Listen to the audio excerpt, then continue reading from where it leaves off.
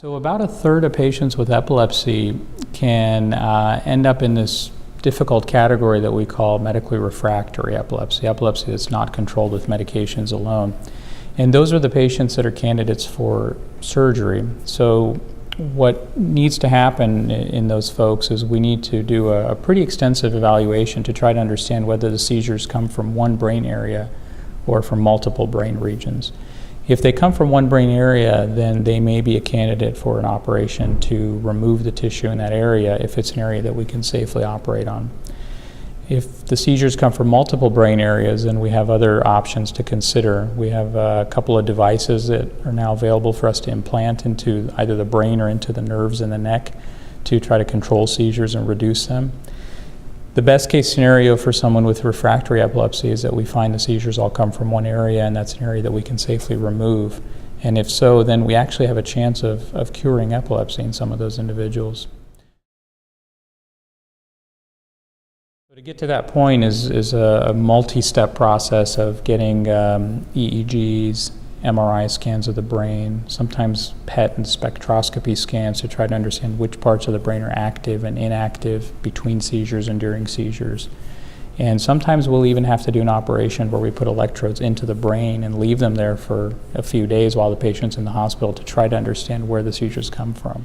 Not everyone ends up in the operating room, but I think undergoing the evaluation is important, because even if we have a patient whose seizures are reduced 80–90% by meds, if they're still having one seizure a month, they still can't drive. They may or may not be able to get back to an independent lifestyle. We still worry about them even getting on a ladder or getting on a chair, because one seizure, even if it's not frequent, could be very dangerous.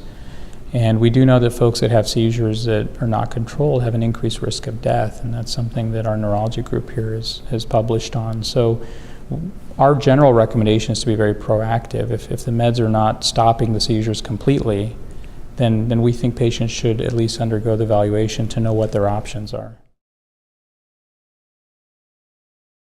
Those are very intense conversations. You're absolutely right. By the time patients see me, they've been dealing with this for many, many years. So I kind of come in at the very end of the fourth quarter, and we sit down and have a discussion. Fortunately, we have a lot of things to offer that we in the past may not have had. So things are not as hopeless as they seemed to feel a decade ago. But they're very intense discussions. We try to set aside a good amount of time for these visits. We try to encourage our patients to follow up after our visit with a phone call or an email if there's more questions that they forgot to ask during the visit, and a lot of educational material. My attitude towards these encounters is that we got to get our patients educated, because if you're at that point where you feel like you've tried everything else and now you're thinking about surgery, you really have to make a well-informed decision. And so, although we can't take everyone through medical school and residency, but we can do our best to try to, empower them with some knowledge about their condition, what their options are, what the pros and cons of different things are.